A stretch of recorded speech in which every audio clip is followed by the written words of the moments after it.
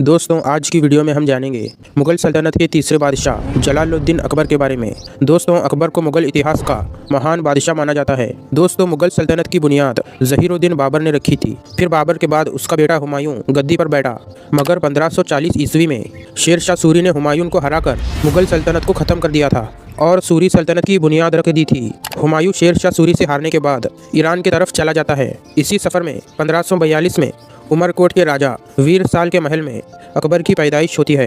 हुमायूं अपने बेटे अकबर को अपने भाई कामरान के पास काबुल में छोड़कर ईरान चला जाता है। अकबर के बारे में ज़्यादातर इतिहासकार ये मानते हैं कि अकबर बचपन से ही बहुत ज़हीन और तेज़ था, लेकिन अकबर को पढ़ने लिखने का ज़रा बराबर भी शौक नहीं था। पढ़ाई लिखाई से अकबर दूर भागा करता था, लेकिन अकबर इतना हुनरमंद था कि उसने 10 साल की छोटी सी उम्र से पहले ही तलवारबाजी, नेज़ाबाजी और घुड़सवारी जैसी कई चीज़ों को बहुत अच्छी तरह से सीख लिया था। वो छोटी सी उम्र में ही अपने से बड़े बड़े लोगों को चैलेंज किया करता था, और हैरानी की बात तो यह है कि उन बड़े बड़े लोगों को भी अकबर इतनी कम उम्र में हरा भी दिया करता था। 1555 में हुमायूं वापस भारत लौटता है और सूरी सल्तनत को ख़त्म करके वापस मुगल सल्तनत कायम कर देता है, मगर 1 साल बाद ही सीढ़ियों से गिरकर हुमायूं की मौत हो जाती है। हुमायूं के मौत के बाद मुगल दरबार में रहने वाले लोगों को ये डर सता रहा था कि कहीं मुगल सल्तनत में बगावत न हो जाए, और यकीनन ये डर सच साबित हुआ। धीरे धीरे जगह जगह से बगावतें उठना शुरू हो गई। हुमायूं का एक बहुत वफादार सिपाही और दोस्त था जिसका नाम बैरम खान था।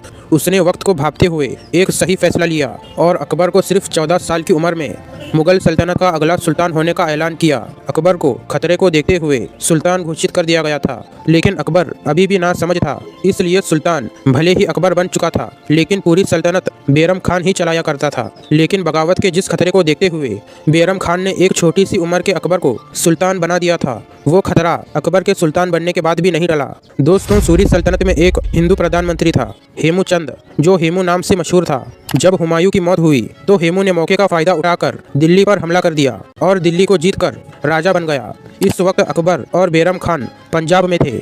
उस वक्त तो अकबर सिर्फ नाम का बादशाह था, असल में हुकूमत बैरम खान ही संभाल रहा था। बैरम खान फौज लेकर पानीपत पहुंचता है और हेमू से जंग करता है। शुरुआत में तो हेमू मुगल फौज पर भारी पड़ रहा था, मगर अचानक से एक तीर आता है और हेमू के आंख में लग जाता है। हेमू वही हाथी पर से गिर पड़ता है और मुगल फौज ये जंग जीत लेते हैं। देखा जाए तो अकबर की महान बनने की नींव बैरम खान ने ही रखी थी, मगर जब अकबर 18-20 साल का होता है तो उसे ये एहसास हुआ कि अब मैं अपनी सल्तनत खुद संभाल सकता हूँ, मैं खुद सारे फैसले कर सकता हूँ। इसलिए अकबर ने बैरम खान को खूब मालो दौलत देकर मक्का भेज दिया, मगर बीच रास्ते में ही लुटेरों ने बैरम खान को कत्ल कर दिया।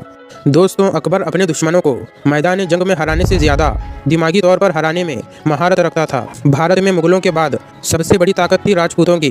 अकबर बहुत होशियार बादशाह था। उसने राजपूतों से कहा कि आप हमारे अंडर में रहो और अपनी रियासत में हुकूमत करते रहो। राजपूतों ने बिना शर्त के अकबर की अधीनता कबूल कर ली, मगर कुछ राजपूत राजा ऐसे थे जिन्होंने अकबर की अधीनता कबूल नहीं की, जैसे महाराणा प्रताप। महाराणा प्रताप ने अकबर के सामने घुटने नहीं टेके और जंग करने के लिए तैयार खड़ा हो गया। अकबर ने राजपूतों की एक बेटी जिसका नाम जोधाबाई था उससे शादी कर ली थी, जिसकी वजह से महाराणा प्रताप के अलावा हिंदुस्तान के तमाम राजपूतों ने अकबर की बादशाहत को कबूल कर लिया था।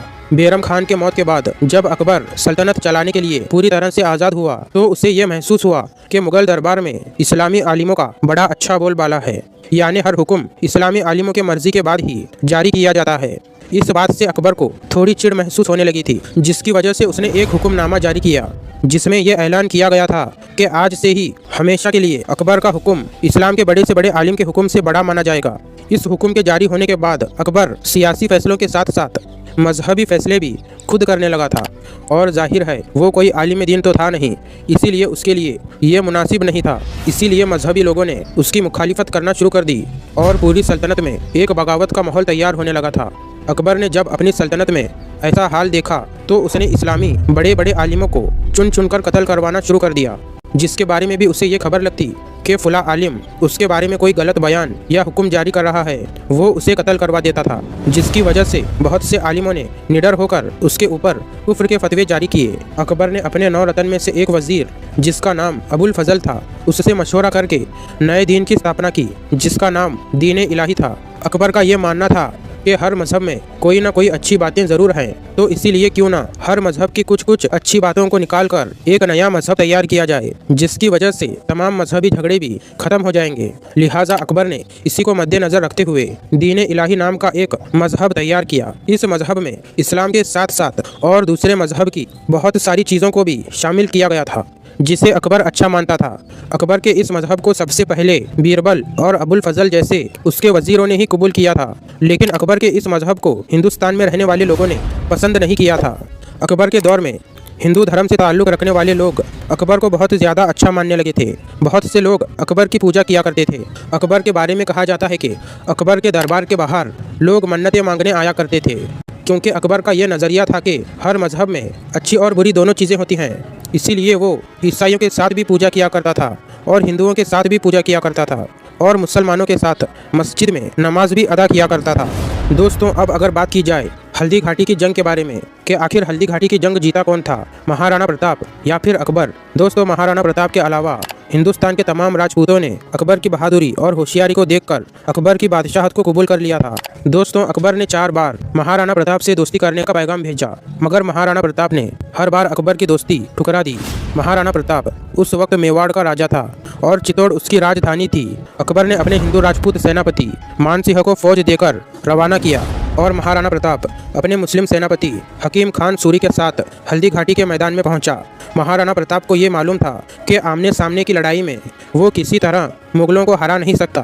लिहाजा महाराणा प्रताप ने ओरावली पर्वत की हल्दी घाटी के संकरे दर्रे पर अपनी फौज को छुपाकर बैठा दिया। जब मुगल फौज वहां से गुजरी तो राजपूत फौज ने पहाड़ों के ऊपर से पत्थरों की बारिश शुरू कर दी, जिससे कि मुगल फौज उसी संकरे दर्रे में फंस कर रह गई। ऐसा लगने लगा था कि मुगल यही हार जाएंगे, मगर किसी तरह मुगल फौज पीछे हटकर वहां से निकली और खुले मैदान में आकर दुरुस्त हुई। महाराणा प्रताप भी अपनी फौज को लेकर आ गया। महाराणा प्रताप इस आमने सामने की लड़ाई में मुगलों का सामना नहीं कर पाया और किसी तरह जान बचाकर अपनी फौज को मैदान में छोड़कर ही वहां से फरार हो गया और फिर आसानी से मुगलों ने यह जंग जीत ली। इस जंग के बाद चित्तौड़ पर भी अकबर का कब्जा हो गया था। दोस्तों, अकबर भले ही हुकूमती मामलों में महान बादशाह बना, मगर उसकी वजह से भारत में इस्लाम को जो नुकसान हुआ उसकी भरपाई कई सदियों तक नहीं हो पाई थी। 1605 ईस्वी में 50 साल की लंबी और मजबूत हुकूमत के बाद अकबर की मौत हो गई। अकबर के बाद उसका बेटा सलीम मुगल सल्तनत का चौथा बादशाह बना। दोस्तों, आज की वीडियो को हम यहीं पर ख़त्म करते हैं। Don't forget to like and subscribe for more videos.